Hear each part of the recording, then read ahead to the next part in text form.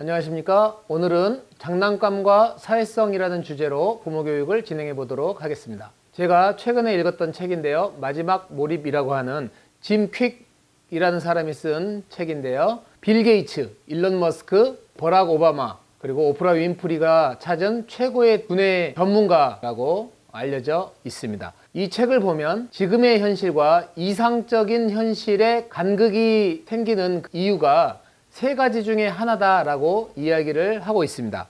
리미트리스 모델이라고 하는데요. 첫 번째가 마인드셋에 문제가 있는 경우, 두 번째가 동기에 문제가 있는 경우, 그리고 세 번째가 방법에 문제가 있는 경우를 말하고 있습니다.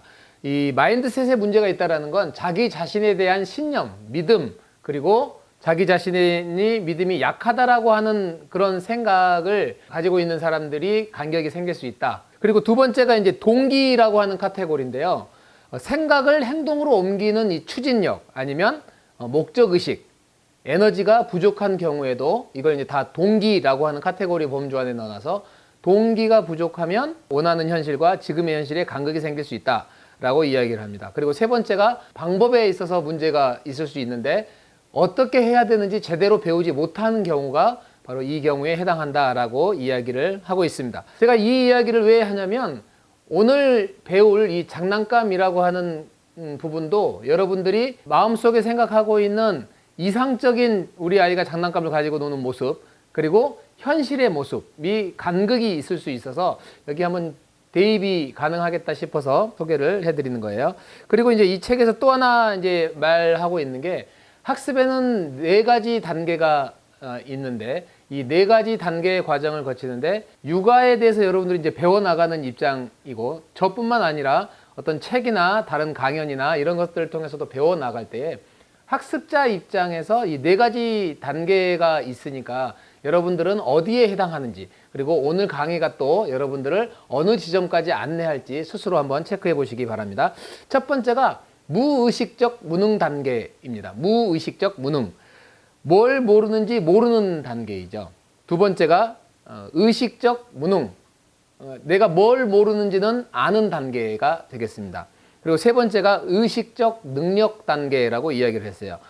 적극적인 역량을 쏟아낼 때에 그 부분에 능력을 발휘할 수 있는 그런 상태가 바로 의식적 능력이라고 말을 하고요. 마지막이 무의식적 능력 단계입니다. 자기가 신경 쓰지 않아도 능력을 발휘할 수 있을 정도의 단계가 된 거죠. 세 번째에서 네 번째까지 넘어갈 때는 수없이 많은 연습이 필요하게 됩니다. 그리고 이제 이 짐 퀵이라고 하는 분이 한 가지 더 단계를 이제 만들어서 소개를 하고 있는데요. 그게 바로 진정한 숙달 단계입니다. 최상의 기술을 구현할 수 있는 단계다라고 하면서 몰입을 통해서 이 부분들을 발견하고 능력치를 키울 수 있는 단계다라고 이야기를 하고 있습니다. 자, 오늘 장난감과 사회성에 대해서 이야기를 할 텐데요. 자신의 출발선, 이 기초선에서 어느 단계로까지 가야 할지 이거에 비춰서 한번 대입해 보면 이것도 좀 재미있겠다 싶어서 소개를 해드렸습니다. 자, 그러면 이 장난감에 대해서 이제 문답 형태로, 질문법 형태로 한번 진행을 해볼게요. 첫 번째, 부모님의 장난감을 선택하는 기준은 어떤 것일까? 라는 질문을 했을 때에 교육적 효과가 있는 장난감을 선택하느냐, 아니면 그냥 놀이로서의 장난감을 선택하느냐 라고 이렇게 물어봤을 때에 대부분의 부모님들이 교육용의 효과가 있는, 그러니까 의도를 가지고 접근한다라는 거죠. 지금 2021년 2분기 온라인으로 판매된 완구 시장 규모만 해도 1조 3,700억이 넘네요. 자, 그러면 장난감 회사들은 부모님들의 이러한 구매 패턴을 알고 있을까요? 모를까요? 여러분들이 장난감 회사의 CEO라면 부모님들의 구매 패턴, 소비 패턴들을 당연히 조사하고 접근하겠죠? 당연히 알고 있습니다. 우리 동네 기아차 전시장을 검색하면 또봇 기아차 미니카를 드립니다. 이런 게 있잖아요. 그러니까 어느 정도냐면 이 또봇이라고 여러분들 많이 아실 텐데요. 또봇이 결국 그 기아차의 소울을 모델로 해서 만든 건데 어렸을 때부터 또봇을 친숙하게 만들어서 기아의 아이덴티티가 아이들 이미지 속에 박혀 있는 거죠. 어렸을 때부터 이걸 심어 놓는 그런 작업들이 진행되고 있어요.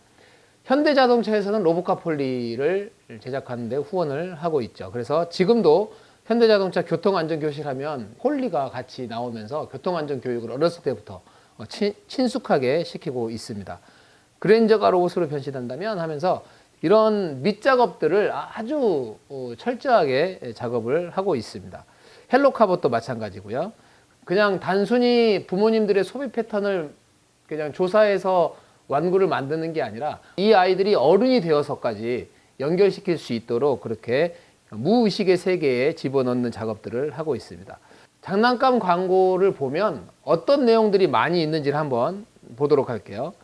낚시 세트 이런 거 보면 이건 고급 낚시 세트잖아요. 플라스틱 낚시 세트가 아니라 이런 거 봐도 역할놀이 장난감은 놀이를 통해 언어와 정서가 풍부해지고 관계를 통해서 사회성을 기르게 됩니다. 그리고 조작 활동을 통해서 관찰력과 집중력이 길러집니다. 이렇게 이야기를 하고 있어요. 자세히 읽어보면 다 맞는 말이에요.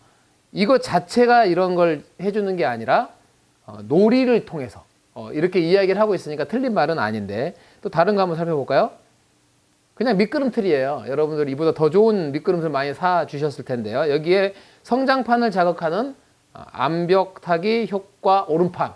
이 정도가 이제 성장판을 자극한다면 이제 일자산에 오르는 아이들은 대단히 자극이 심하겠죠?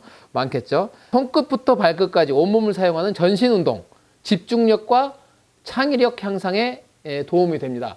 이 미끄럼틀만 올라도 이 집중력과 창의력 향상에 도움이 되게 되겠죠. 맥포머스 이런 거 보면 감각 능력, 조형 능력, 창의력, 호기심 발달, 수학적 사고력, 상상력, 과학적 사고력, 추리 능력, 평면 구성물들이 3차원 입체로 바뀌면서 무한한 상상력과 창의력을 키울 수 있습니다. 이렇게 선전을 해요.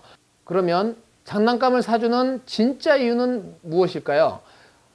보통 이제 아이가 좋아하니까, 아이가 너무 사달라고 하니까 라고 이제 이야기하시는 분들이 대부분이고, 또 한편으로 나만의 시간이 어느 정도 보장되니까 라고 이제 생각하시는 분들도 있습니다.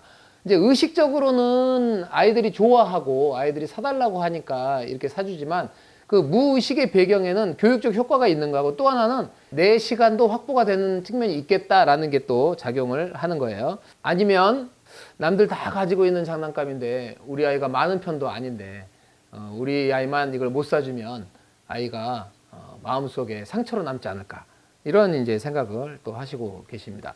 우리가 어렸을 때에 여러분들 어떤 놀이를 하면서 자랐는지 모르겠지만 뭐 돌로 공기놀이를 하셨는지 고무줄 하나로 하루 종일 놀았는지를 모르겠지만 여러분들의 부모님들이 충분한 장난감을 사주지 않아서인지 모르겠지만 일종의 이제 보상 심리로 여러분들이 갖고 싶었던 그 장난감을 그 욕구가 있었잖아요, 여러분들이.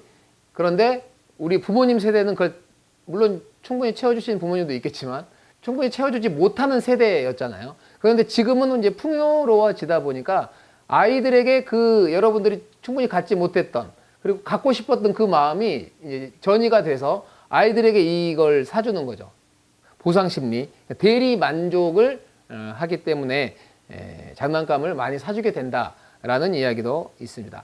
자, 그렇다면 장난감을 사주고 나서 이 장난감으로 인해서 아이들이 혼자 노는 경우가 많나요? 아니면 여러분들이 같이 노는 경우가 많나요? 처음에 첫날은 같이 노는 경우가 있을지 모르죠. 그리고 놀다 보면 아이들이 혼자 노는 경우가 더 많다라는 걸 여러분들이 발견하게 될 것입니다. 여러분들 혹시 장난감 중독이라고 들어보셨나요? 유럽 같은 경우에서는 이 장난감 중독이라는 말이 심각한 질병 중에 하나로 인식되고 있습니다. 프랑스, 영국, 덴마크, 미국 이쪽에는 치료나 예방 사업을 국가적으로 하고 있다는 걸 알 수가 있습니다. 우리나라에도 2000년대 초반에 이화여대에서 장난감 중독 심포지엄이 열렸었어요. 왜 여기에 관심을 가지게 되었냐면 아이들이 유사자폐 증상을 보이는 아이들이 많아지고 증가되고 있는 걸 발견하고 장난감 중독에 대한 심포지엄을 개최했던 적이 있습니다. 유사자폐라고 한다는 건 완전 자폐하고는 좀 다르죠. 완전 자폐는 그냥 말 그대로 선천적인 그런 기능적 뇌 손상으로 인해서 상호작용이 전혀 되지 않습니다. 그러니까 상대편에 대한 관심 자체가 없는 내면의 세계에 갇혀 있는 걸 자폐라고 하는데 유사자폐는 간헐적으로 이렇게 상호작용이 안 되는 건 아니지만 비슷한 경향성을 보이는 걸 유사자폐라고 하고 있습니다.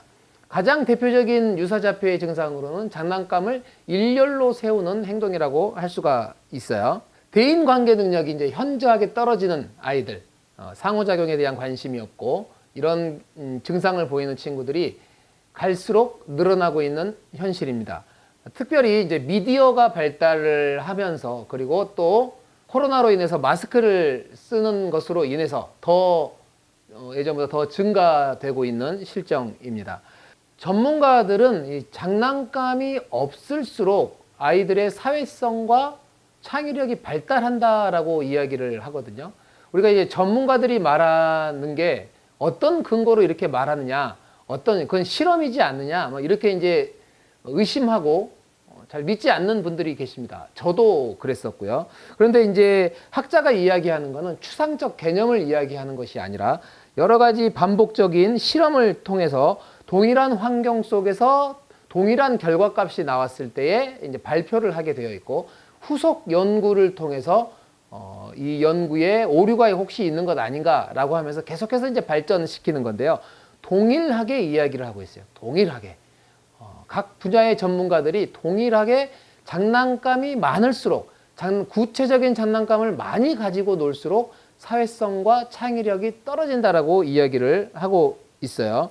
장난감 유랑이라는 말도 있어요. 장난감 유랑. 처음에는 이 장난감에 흥미를 가지고 이걸 가지고 놀다가 어느새 금방 실증을 내고 또 새로운 장난감을 요구하는 거죠. 그렇게 해서 계속해서 장난감을 모아야 새로운 자극을 또 모은다고 해가지고 소중하게 여기고 이런 게 아니라 아무데나 갖다 놓고 관심도 없어지고 이런 경우가 있어요. 그래서 이걸 장난감 유랑이라고 하는데 처음에는 재미있을지 모르지만 어떤 실험이라든지 탐구라든지 창작이라든지 이런 것들이 장난감에서 나올 수가 없기 때문에 아이들은 금방 흥미를 잃게 됩니다.